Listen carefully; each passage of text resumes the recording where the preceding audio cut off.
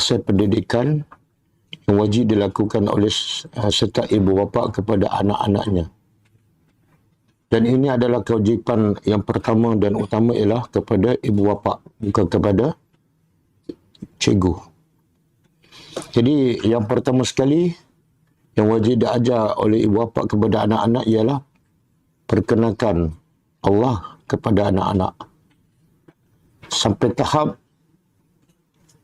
anak-anak ni utamakan Tuhan daripada segala-galanya. Walaupun daripada ibu bapanya sendiri, daripada gurunya, sampai tahap itu. Dan Luqman juga pesan, kemuncak kepada kenal dan mentauhidkan Allah ialah la tusyrik billah. Jangan mensyirikkan Allah. Sebabnya ialah syirik adalah satu kezaliman yang sangat besar. Tidak ada zalim yang paling zalim melainkan mensyirikkan Allah, menduakan Allah. Dan inilah yang banyak berlaku.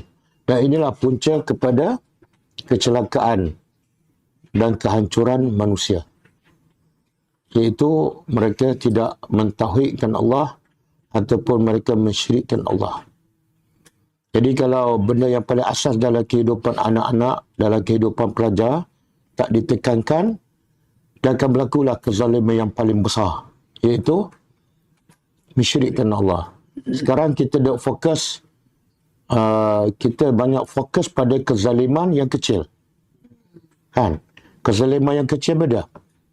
Orang A pukul B, B bunuh C, pelajar ni bully pelajar lain. Itu sebenarnya kezaliman yang kecil. Yang semuanya berpunca daripada kezaliman yang besar, iaitu pelajar-pelajar tidak kenal Tuhan. Bila tak kenal, confirm dia akan syirik. Sebab itulah bila Luqman larang anak dia jangan mensyirikkan Allah, bermakna apa? Anak dia dah kenal Allah, anak dia dah mentauhidkan Allah. Barulah datang larangan, jangan mensyirikkan Allah. Tak mungkin anak kita tak kenal Allah, tak cinta Allah, tiba-tiba kita kata, jangan syirikkan Allah. Mustahil. Boleh faham? Jadi, dia pun tak kenal Tuhan.